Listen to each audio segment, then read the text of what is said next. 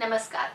दक्षिण पूर्व एशिया में रामकथा, इसके अंतर्गत अब हम इंडोनेशिया में रामकथा की बात करेंगे। हम सभी जानते हैं कि वाल्मीकि कृत रामायण ही विश्व में प्राप्त भारत के विभिन्न क्षेत्रों में विभिन्न प्रांतों में प्राप्त रामायण का आधार है।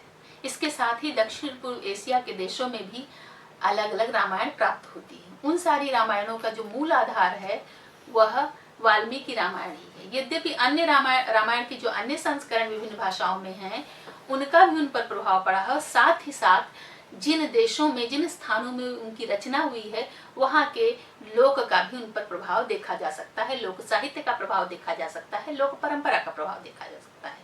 तो हम इंडोनेशिया में रामकथा की जब हम बात करेंगे तो हम देखेंगे इंडोनेशिया में गायन की एक परंपरा है। महाकाव्य को वहाँ काकाविन कहा जाता है, जो कि श्रुति परंपरा का महाकाव्य हुआ करता था। तो वहाँ पर जो रामायण है वो उसका नाम रामायण काकाविन है।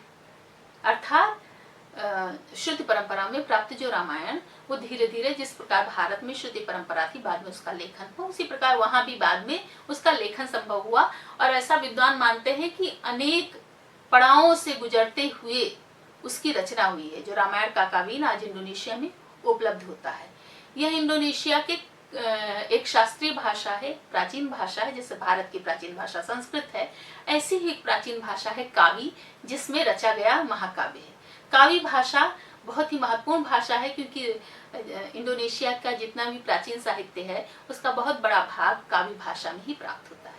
ऐसा माना जाता है कि जो रामायण काकाविन है उसके रचयिता परंपरा से ऐसा मानते हैं कि योगेश्वर हैं। यदि बहुत सारे विद्वान, बहुत सारे इंडोनेशिया के विद्वान और बहुत सारे पाश्चात्य विद्वान इस पर सहमत नहीं है कि योगेश्वर ही उसके रचयिता हैं, क्योंकि पूरे ग्रंथ में ऐसा कहते हैं विद्वानों के मतानुसार एक ही स्थान पर योगेश्वर शब्द का प्रयोग हुआ है।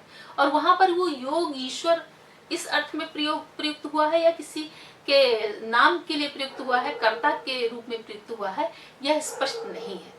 इसलिए एक ही स्थान पर प्रयुक्त होने के कारण और इंडोनेशिया में जो परंपरा में जो ज्ञान है, जो लोक के जनमानस में जो ज्ञान है, उसके आधार पर योगीश्वर को रामायण काकाविन का कर्ता मानते हैं। और रामायण काकाविन की प्रसिद्धि इंडोनेशिया में बहुत है। इंडोनेशिया यदि आप देखेंगे तो एक विश्व का सबसे बड़ा इस्लामिक देश है, अर्थात सबसे बड़ी मुस्लिम जनसंख्या वाला देश है। जनसंख्या की दृष्टि से विश्व का तीसरा देश इंडोनेशिया है। इंडोनेशिया अनेक द्वीपों का, लगभग 1500 से अधिक द्वीप है, जिसका एक समूह है। उसमें बड़े द्वीप भी हैं, छोटे द्वीप भी हैं। प्राचीन काल में जो व्यापार होता था उसके प्रमुख मार्ग पर भी इंडोनेशिया स्थित था।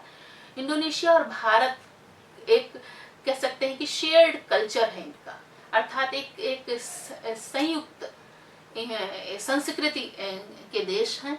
बहुत सारे विद्वान मानते हैं कि इंडोनेशिया पर भारत का प्रभाव है। प्रभाव एक शब्द ऐसा है जो दिखाता है कि एक स्रोत है और दूसरा उसका उपभोक्ता है।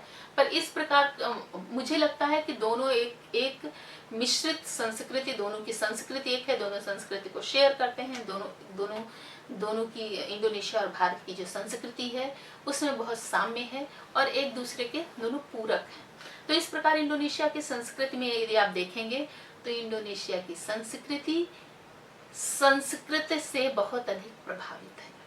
इंडोनेशिया में जो भाषा है, जिसे बहासा इंडोनेशिया कहते हैं, तो इंडोनेशिया में अनेक भाषाएं और भी प्रचलित हैं, जैसे जावी भाषा, जैसे मैंने आपको बताया कावी भाषा। ऐसी जावा जो आइलैंड है, जावा द्वीप है, उस पर जावी भाषा प्रचलित है। तो उन सब में उन सभी भाषाओं पर संस्कृत का बहुत प्रभाव है। इसलिए इंडोनेशिया की जो नामकरण की परंपरा है उसमें भी आप देखेंगे कि संस्कृत के नाम बहुत आसानी से मिल जाएंगे, जैसे विद्या, जैसे पृथ्वी, जैसे सुकर्ण, ये सारे नाम मिल जाएंगे। इंडोनेशिया का जो राष्ट्रीय चिन्ह है उसमें गरुड़ बना हुआ है और नीचे लिखा हुआ है तुंगल भिन्नेक एका, है ना, भिन्नेक तुंगल एका, ऐसा लिखा है, अर्थात अनेकता में एकता।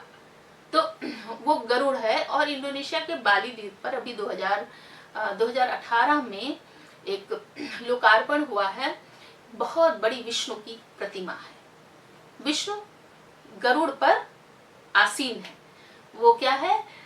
विष्णु गरुड़ विष्णु केचन, वो एक उद्यान है, एक बायोडायवर्सिटी पार्क जैसा है, जहाँ पर ये प्रतिमा स्थापित हुई, विश्व की सबसे बड़ी प्रतिमा है, किसी भी हिंदू देवता की विश्व में स्थित सबसे बड़ी प्रतिमा है, और विश्व की जो ऊंची प्रतिमाएं हैं उनमें इसकी गणना होती है।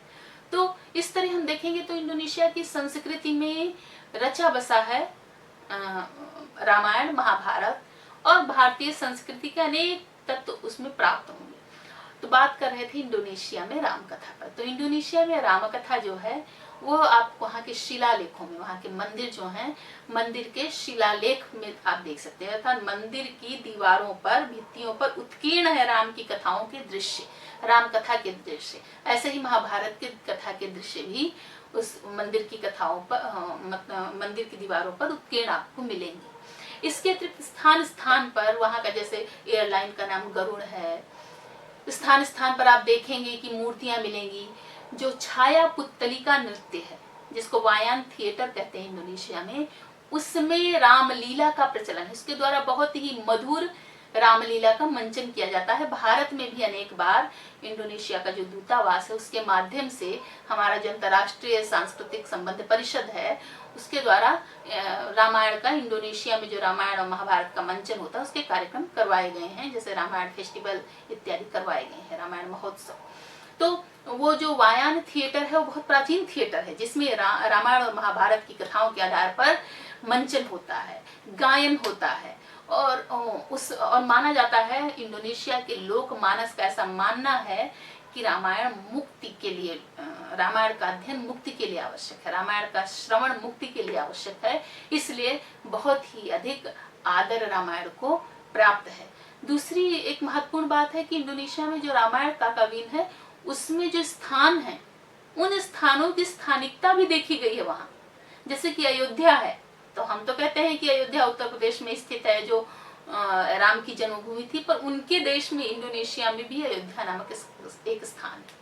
तो इस तरह से वहाँ के बहुत सारे स्थानों का स्थानीकरण भी रामायण काकावीन में प्राप्त होता है, और रामायण वहाँ का सबसे अधिक सम्माननीय ग्रंथ है।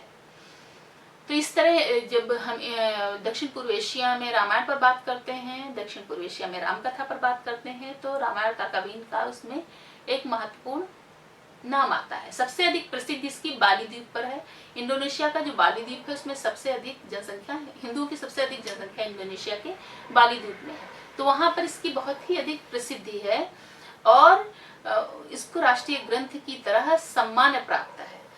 तो ये इसलिए बताना, देखिए रामायण काकावीन का या रामकीयन या रामकीर्त, ये सारे जो दक्षिण पूर्व एशिया के विभिन्न देशों के रामायण हैं, इनको बताना, इनके विषय में जानना इसलिए आवश्यक है ताकि हम एक सामान्य भारतीय व्यक्ति, एक सामान्य विद्यार्थी ये जान सके कि संस्कृत और संस्कृत शास्त्रों की महत्ता क्या है, उसका प्रसार क्या है, और उसका विश्व के अन्य देशों में स्वीकरण क्या है, स्वीकृति क्या है। जिस प्रकार हम भारतीय रामायण को अपना मानते हैं, आत्मीय मानते हैं, सम्माननीय मानते हैं, रामायण के आदर्शों को अपने जीवन में उतारना चाहते हैं, उसी प्रकार सम्माननीय और आत्मीय रामायण इंडोनेशिया में भी मानी जाती है, उसके आदर्शों को जीवन में उतारा जाता है। वो इंडोनेशिया में कहते हैं कि हमारी संस्कृति जो है वो नहीं बदली है, धर्म भले ही परिवर्तित हो गया है, पर हमारी संस्कृति जो है वो अभी वही है जो पहले थी, और संस्कृति के प्रति वहाँ बहुत सम्मान है। तो दक्षिण पूर्व एशिया में के देश इंडोनेशिया का जो रामायण है, रामायण काकावीन, वह आधुनिक अध्येताओं के लिए दक्षिण पूर्व एशिया से भारत के वैदेशिक संबंधों के लिए बहुत ही महत्वपूर्ण भूमिका निभा सकता है, क्योंकि अन्य कूटनीतिक संबंध तो होते ही हैं। जैसे भारत और इंडोनेशिया के कूटनीतिक संबंध के अवसर पर एक डाक टिकट जारी किया गया था इंडोनेशिया के द्वारा अभी 1-2 वर्ष पूर्व।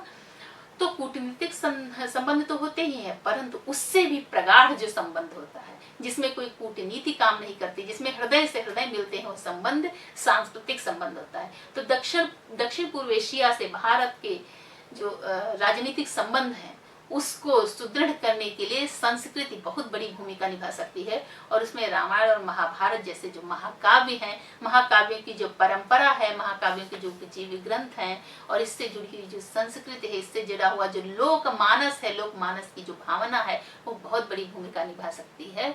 इसी के लिए यह जानना आवश्यक है कि दक्षिण पूर्व एशिया में क्या स्थिति है राम कथा की, धन्यवाद।